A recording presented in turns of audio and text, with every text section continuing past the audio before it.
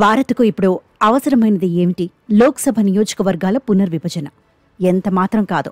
ప్రభుత్వము, ప్రజలు ఆలోచించాల్సిన విషయాలలో అది ఆఖరిది అవడం మంచిదే. ఆ పునర్విభజన ప్రక్రియను మరో 30 సంవత్సరాల పాటు వాయిదా వేయాలని కోరుతూ తమిళనాడులో అఖిలపక్ష సమావేశం ఒక తీర్మానాన్ని ఆమోదించింది. కేవలం ఒక రాష్ట్రం లేదా ఒక ప్రాంత ప్రయోజనాలను కాపాడుకునే నిమిత్తం ఆమోదించిన తీర్మానం కాదు అది. జాతీయ సమైక్యతను మరింత పటిష్టం చేసేందుకు ఉద్దేశించిన తీర్మానం అది. లోక్సభ సీట్ల పునః కేటాయింపును శాశ్వతంగా నిలిపివేయడమే భారత్ సమైక్యతను కాపాడుతుంది. దేశ సమైక్యతకు ఎదురయ్యే సవాళ్లన్నింటినీ సమర్థంగా ఎదుర్కొనేందుకు పునర్విభజన నిలిపివేత దోహదం చేస్తుంది. భారత గణతంత్ర రాజ్య సంస్థాపనలో అంతర్గర్భితంగా ఉన్న సమాఖ్య ఒప్పందంను గౌరవించేందుకు ఉత్తమ మార్గం లోక్సభ సీట్ల ప్రస్తుత కేటాయింపును ఎటువంటి మార్పు లేకుండా యథాతథంగా కొనసాగించటమే.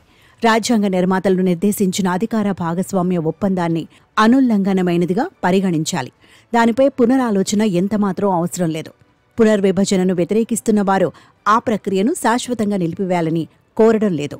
వారు ఒక పరిమిత లోపభూయిష్ట వాదన చేస్తున్నారు. జనాభా నియంత్రణలో కొన్ని రాష్ట్రాల సంపూర్ణ విజయాలు, మరికొన్ని రాష్ట్రాల వైఫల్యాల ప్రాతిపదికన చేస్తున్న వాదన అది. రాజ్యాంగంలో అంతఃసూచితమైన అయితే అనుల్లంఘనీయమైన సమాఖ్య ఒప్పందం భావన భారతీయుల చర్చల్లో ప్రస్తావనకే రావడం లేదు. మన గణతంత్ర రాజ్యం ఏర్పాటై 75 సంవత్సరాలు గడిచిన తర్వాత ఇప్పుడు సమాఖ్య ఒప్పందం గురించి ఆలోచించడమెందుకు? సమస్యను స్పష్టంగా అర్థం చేసుకుందాం. వర్తమాన చర్చ, ప్రస్తుత వాదన నియోజకవర్గాల తాజా పునర్విభజనకు సంబంధించిన 2 అంశాలలో ఒకదానికే పరిమితమైంది.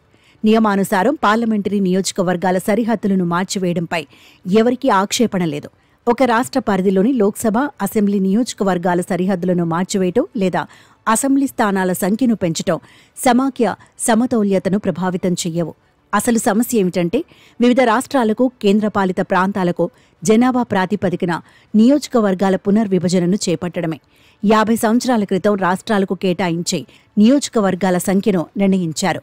ఆ సంఖ్యను కొనసాగించాలా లేక మార్చాలా, లేక ఎప్పటికీ యథాతథంగా కొనసాగించాలా? ఈ అంశాలపై నిశిత, నిష్పాక్షిక చర్చ జరగాలి.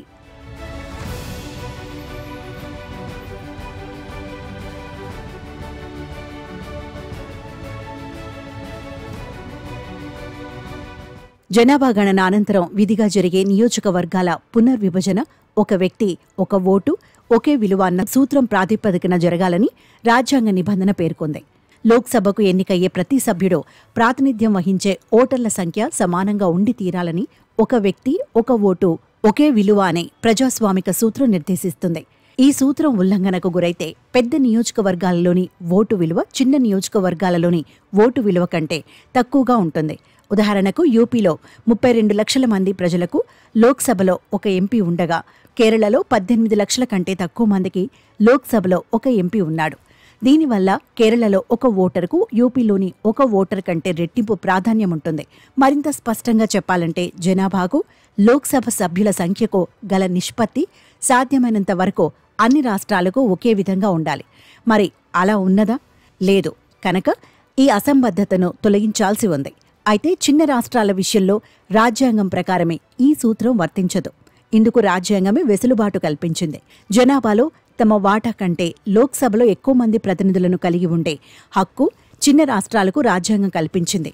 ఇటువంటి పరిస్థితులలో అసౌష్ఠవ సమాఖ్య విధానం అమలులో ఉండేందుకు సమాఖ్యలోని వివిధ రాష్ట్రాలకు ప్రత్యేక రాజ్యాంగ విహిత రక్షణలు కల్పించారు. జనాభాకు, లోక్సభ సభ్యుల సంఖ్యకు గల నిష్పత్తి సాధ్యమైనంత వరకు అన్ని రాష్ట్రాలకు ఒకే విధంగా ఉండాలన్న నిబంధనకు కొన్ని రాష్ట్రాల విషయంలో ఇచ్చిన మినహాయింపును ఇప్పుడు ఒక సాధారణ సూత్రంగా పాటించాలి. రాజ్యాంగ నిర్మాతలు చూడలేకపోయినా, ఊహించలేకపోయిన పరిస్థితులను పరిగణనలోకి తీసుకుంటే ఆ సాధారణీకరణ ఆవశ్యకత అర్థమవుతుంది.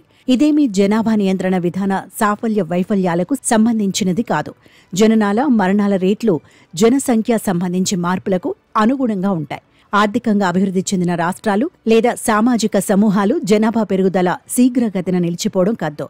అదొక సహజ పరిణామం.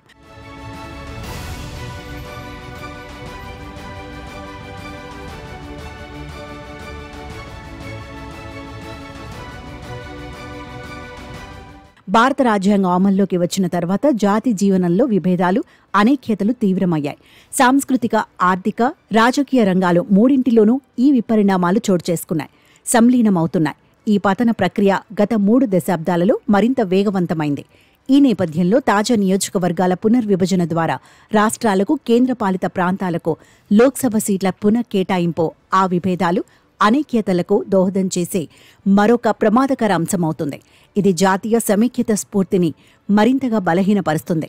భారతదేశ భవిష్యత్తును దృష్టిలో ఉంచుకుని ఇప్పటికే ఉన్న సాంస్కృతిక, ఆర్థిక, రాజకీయ అంతరాలు, అనైక్యతలను తొలగించేందుకు తక్షణ కృషి జరగాలి. ఈ దృష్ట్యా నియోజకవర్గాల పునర్విభజన ప్రక్రియను పూర్తిగా నిలిపివేయాలి. హిందీ భాష మాట్లాడే రాష్ట్రాలు, హిందీయేతర, ముఖ్యంగా దక్షిణాది రాష్ట్రాల మధ్య సాంస్కృతిక వ్యత్యాసాలు నెలకొని ఉన్నాయి. ఈ తేడాలు మొదట్నుంచి ఉన్నప్పటికీ దేశ విభజన అనంతరం బాగా పెరిగిపోయాయి. అయితే తొలినాటి రాజకీయ నాయకుల భాషా ప్రయుక్త రాష్ట్రాల ఏర్పాటు, హిందీని ఏకైక అధికార భాషగా ఉండకూడదన్న డిమాండ్ను అంగీకరించడం ద్వారా హిందీయేతర రాష్ట్రాల మధ్య సమైక్యతను సంరక్షించారు. గత 3 దశాబ్దాలుగా దేశ ఆర్థిక వ్యవస్థలో చోటు చేసుకున్న మార్పులు దక్షిణ, పశ్చిమ భారత రాష్ట్రాలు, ఉత్తరం, తూర్పు భారత రాష్ట్రాల మధ్య తీవ్ర అసమానతలను సృష్టించాయి. దేశ రాజకీయాలలో ఒక ప్రధాన శక్తిగా బీజేపీ ప్రభవించడం ఉత్తరాది, దక్షిణాది రాష్ట్రాల సంబంధాలను ప్రభావితం చేస్తోంది. ఉత్తరాది రాష్ట్రాలలో బీజేపీ ఒక తిరుగులేని శక్తిగా ఉండగా, ఇతర రాష్ట్రాలలో ముఖ్యంగా దక్షిణాదిన దాని ఉనికికి తీవ్ర పోటీ ఎదురవుతోంది. హిందీయేతర రాష్ట్రాల మధ్య సాంస్కృతిక వ్యత్యాసాలు, ఆర్థిక అసమానతలు, రాజకీయ అంతరాలను తొలగించని పక్షంలో దేశ సమైక్యతకు ముప్పు ఏర్పడుతుందనడంలో సందేహం లేదు. నియోజకవర్గాల పునర్విభజనతో వ్యత్యాసాలు, అసమానతలు, అంతరాలు మరింత తీవ్రమయ్యే అవకాశం ఉంది. 2026 జనాభా గణన అనంతరం జనాభా ప్రాతిపదికన ప్రతి రాష్ట్రానికి లోక్సభ సీట్ల కేటాయింపు పర్యవసనాలు ఎలా ఉంటాయో మిలన్ వైష్ణవ్, జమియే హింసన్లు విశ్లేషించారు.